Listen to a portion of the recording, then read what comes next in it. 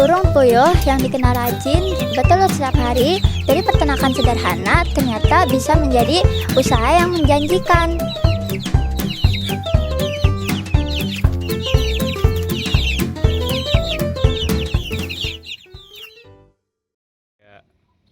Halo teman-teman semua, hari ini kita lagi ada di peternakan burung puyuh.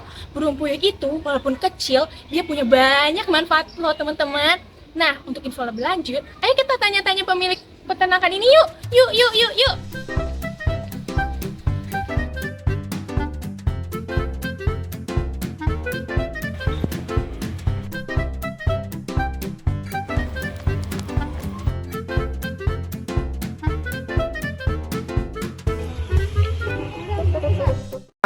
Saya ucapkan selamat datang di peternakan puyuh Kaipam ini ya. Perkenalkan, nama saya Ahmad Sibawe. Saya di sini sebagai pelaksana di kandang ya. Terutama mengontrol sistem cara kerja di sini. Nah, nanti yang ininya karyawan semua anak-anak. Saya di sini hanya mengontrol, membantu mereka cara menerapkan peternakannya seperti apa, cara mengelola peternakannya seperti apa. Jangan lupa nanti setelah wawancara follow ya. Iya siap, langsung di sini follow. Karena saya lupa akunnya tuh. Ya, nanti kita saya cari. kasih tahu. Nanti silakan di follow ya. Untuk apa? Untuk memperluas orang-orang pengetahuan di bidang puyuh ini. Siap. Bapak Ahmad sendiri di sini bekerja udah dari kapan? Saya bekerja di sini dari awal ini pembentukan ini ya. Belum lama sebenarnya. Jalan ini baru jalan 1 tahun. Berarti dari 2024. 2024 itu bentuk tanggalnya. Tanggal 23 bulan 10 itu awal masuk gitu ya. Tapi udah besar sih, Iya, 1 udah. tahun. Iya, Langsung jadi besar. ya itulah tadi kenapa? Karena kenapa kok langsung besar? Iya. Nah kita juga nggak langsung pecat. Awalnya sedikit. Karena apa? Karena kita belum tahu tata kelola seperti apa. Jadi alhamdulillah karena di sini dikelola dengan orang yang udah berpengalaman, akhirnya berjalanlah dengan baik, bahkan sampai banyak. Kalau boleh tahu nih Pak, berapa modal awal nih saat usaha ini dilaksanakan? Misalnya burung puyuh itu ada berapa gitu Ya. buat modalnya? Untuk modal sendiri diperkirakan setiap per 100 ekor itu memakan biaya itu sekitar 3 juta. Wah. Untuk Besar. 1000 ekor bisa sampai 35 sampai 40. Berarti besar ya modal awal. Kenapa kok modal awalnya besar ya? Karena modal awal ini kan ada pembangunan, ada bangunan, terus ada kandang juga. Nah, kandang ini biasanya untuk jenis galvanis ini itu kuat sampai 5 sampai 7 periode. Artinya 5 sampai 7 tahun ke depan bisa. Oh, masih. Jadi artinya apa? Untuk modal pertama ya mau nggak mau Nah, harus harus yang- kandang. Tapi setelah selanjutnya untuk periode selanjutnya nggak perlu kandang. Oh, terus pakai apa kalau nanti? Karena Kan kandangnya Oh, udah yaudah, ada. udah. Tinggal tahan ganti sampai 7 burungnya periode. aja. Ah, Tapi alhamdulillah di puyuh ini walaupun modal utama gede, modal pertama gede, katakanlah besar ya. Iya. Tapi dalam 1 periode insya Allah modal kan. Balik modal nih pasti Balik Pak. modal, bahkan udah bisa lebih. Berapa persen tuh? Kira-kira Berapa lipat, Pak? Kemungkinan sekitar 10 sampai 15%. Wah, Itu keuntungan Besar lebih banget. dari kandangnya. iya. Asal pengelolaannya yang benar. kualitas. Nah, kalau dari perawatan burungnya ini kira-kira bagaimana Pak? Kayak pakannya dikasih berapa kali sehari? Iya. Nah, terus kandangnya juga harus gimana sebenarnya Pak? Ya, untuk perawatan burung ini sendiri, ya terutama kita pakan ya. Iya. Pakan itu harus tersedia selalu, jangan sampai kosong. Oh, boleh. Jadi di sini bahkan di tempat lain bisa hanya satu kali. Kalau di sini enggak, kita pakai pakan 2 kali. Pagi 1 kali, sore 2 kali. Tapi dengan takaran sama. Oh, pantas tadi pas kita datang datang. Bapak ini Iya, makan ya? iya. Jam 3 sore guys. Jam 3 dari pagi jam 7, sore jam 3. Jam 3, berarti 2 kali sehari. Dua kali sehari, tapi dengan takaran sama. Sama. Artinya apa? Untuk pagi hanya sekedar sarapan. Oh, iya. Nah, jadi pagi misalkan hanya 10%, nanti sorenya sekitar 90% dalam satu pakan ini ya. Jadi di sini pakannya nggak pernah kosong dalam sehari ya. Ya,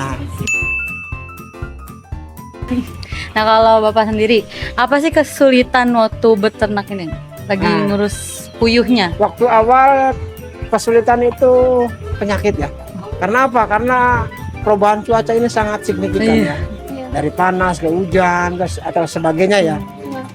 Karena apa? Karena pertama kita belum mengetahui apa sih kelebihan dan kekurangan puyuh ini.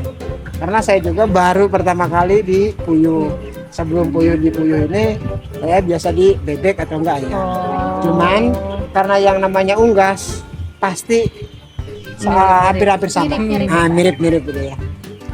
Jadi kendala pertama ini penyakit. Bahkan sampai awal itu sekitar 1.500 sampai 1.800 yang kena penyakit. Oh, banyak. Nah, lalu bagaimana penanganannya? Ya kita pertama konsultasi ke dokter hewan. Apa penyebab ini kan? Penyebab penyakit ini. Kalau dari perkiraan penyakit ini disebabkan karena amoniak. Amoniak itu dari kotoran. Yang kedua, sirkulasi udara kurang bagus. Artinya apa? Udara ini amoniak tinggi, udara nggak lancar, akhirnya amoniak naik, kena penyakit ke burung. Tapi setelah dikoreksi, diakali seperti apa supaya amoniak ini nggak terlalu tinggi, ya kita rubah di pakan. Dari pakannya kita rubah, kita racik pakan sedemikian rupa, ya hasilnya begini. Alhamdulillah kita dekat di sini pun nggak tercium aroma bau. Bener nggak? Nah, awalnya begitu awal sebelum pakai racikan pakan ini, wah lumayan bau. Ya dengan racikan seperti ini, alhamdulillah kotoran ini nggak bau. Nah, artinya apa? Amoniak ini nggak terlalu tinggi. Kalau amoniak bisa dikendalikan, otomatis kesehatan pun bisa ini. Ya alhamdulillah sekarang buktinya seperti ini. Menyelesaikan dari akarnya ya. Dicari apa nih permasalahannya, solusinya seperti apa. Iya, betul. Ya, alhamdulillah setelah dicari kesalahannya ketemulah seperti ini. Kita terhindar dari walaupun penyakit ada ya, tapi nggak masalah kayak sebelumnya. Artinya apa? Tingkat kematian bisa ditekan. Betul. Kalau semakin tinggi penyakit, kematian semakin tinggi. Nah, kitanya rugi dong. Iya. Terakhir nih, apa harapan Bapak buat peternakan ini ke depannya? Terus ada nggak saran Bapak buat para orang-orang yang mau mulai beternak puyuh gitu? Ya, harapan terbesar kami di sini ya usaha ini berlanjut, bahkan bisa berkembang, bahkan bisa maju. Amin. Bahkan saya mengajak pada rekan-rekan atau siapapun yang mau beternak puyuh, monggo silakan datang ke sini, kita berbagi di sini. Kita nggak pelit. Kalau mau iya diajari di sini sampai bisa.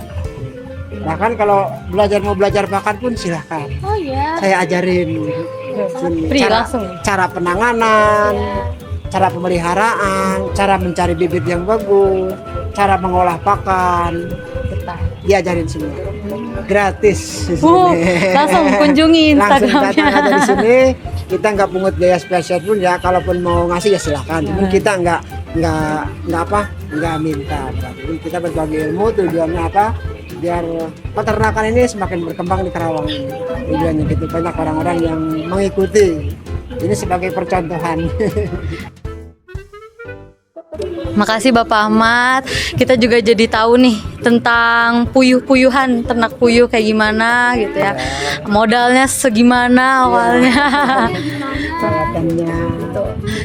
Perjuangannya juga gimana? Iya, jatuh bangunnya itu yang harus dirasain ya. Biar belajar juga Biarlah kitanya. nanti ibaratnya kalau jatuh bangun biarlah dari sini aja, nanti yang mau ikutan mah nggak usah jatuh bangun. Tinggal, Bisa langsung. Artinya apa?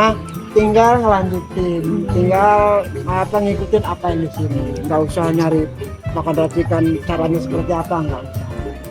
Tinggal saya ajarin, kalau mau belajar silakan. Saya ajarin sampai insya Allah sampai. Kasih ya Bapak Ahmad Ya, sudah sama-sama. bersedia kita wawancara tentang ternak puyuh. Dadah semuanya, semoga bermanfaat. Dadah.